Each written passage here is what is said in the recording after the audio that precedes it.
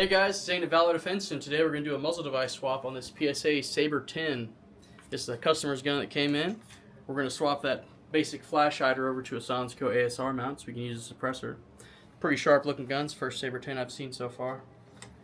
It looks good. We'll go ahead and crack the receivers apart here. Pull those pins out. Lower goes first. Of course, charging handle and bolt clear gripper next.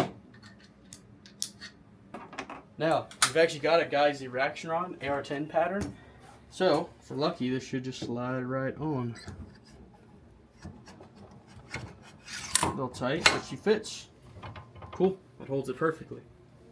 Now we'll get those bipod legs out of the way. Plenty of room to be able to torque on this.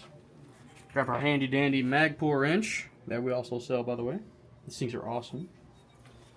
Just a regular AR-10, so righty tighty, lefty loosey, no funky stuff. Go ahead and catch those flats there.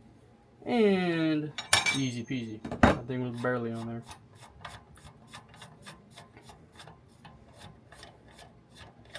Threads look pretty clean. Probably give them a wipe down either way. Just grab a basic shop rag. And some gun scrubber. Got cleaner. I'll hit those. That gun scrubber should break apart any gunk carbon on there. Get rid of any oils. Cool, nice and shiny now. Alright. Next up, SilencerCo ASR mount. This is their 3-port muzzle brake. One of their basic styles, but we have to time it too. We want these ports facing out to the side, not any kind of cattywampus way. So we'll give her a test fit.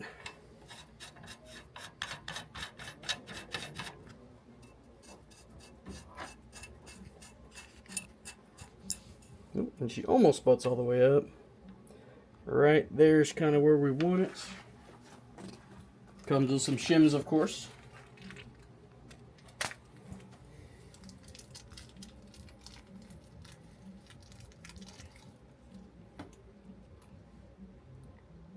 And some rock set. This being an AR-10, we're probably definitely going to use some rock set. Some of these shims are different sizes. We've got thicker and thinner ones. We'll grab a couple of the bigger ones here. And they fit with plenty of room. Let's try 3. That's a little better. Not perfect though. Let's make that 4. We're getting close. I'm thinking 4 and a thin one. SilencerCo, if you're listening, you need to include more shims with your muzzle devices. Because typically I end up having to use all of them, plus some. Okay, let's take that thin one out.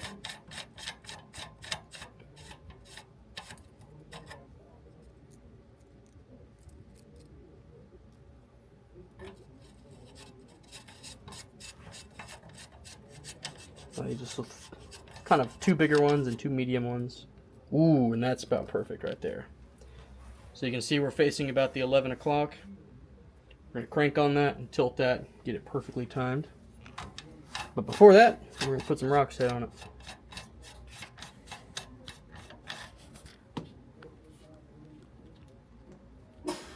And that feels good. Sometimes if this rock set's old, it's already dried up and unusable.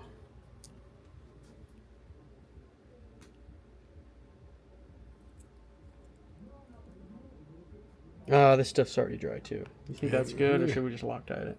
It's burnt to Loctite. Yeah, this stuff's dry. Alright, so in classic fashion, this stuff's all dry and hard. So we're going to jump to some Loctite. Blue Loctite.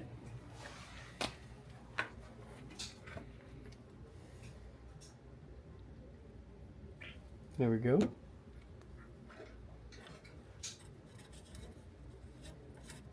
That Loctite will catch in the threads and get moved all the way around. If you really worry about it, you can go all the way back and then all the way back on. Well, that's a pretty healthy amount. Alright. Time to put the mag pour wrench to work. Go right on it. Catch those flats. Oh, almost. There we go. Not quite, actually.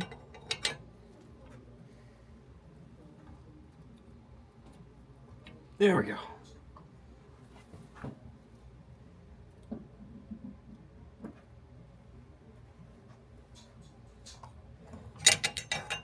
All right. Give that a peep now. We're close, but we need to go just a touch further.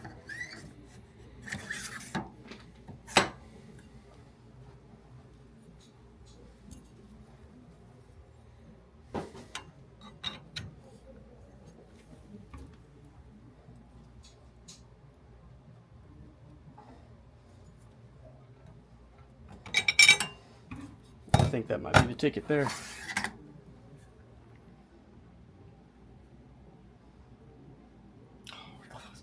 We're even closer, but I'm a perfectionist, so we gotta get it perfect.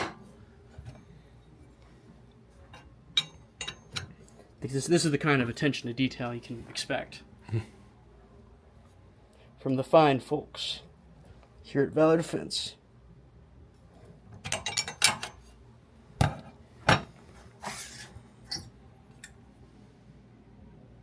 And that is on the money. Perfectly lined up with that gas block. You see it right there. It's exactly what you want. Port's facing the side.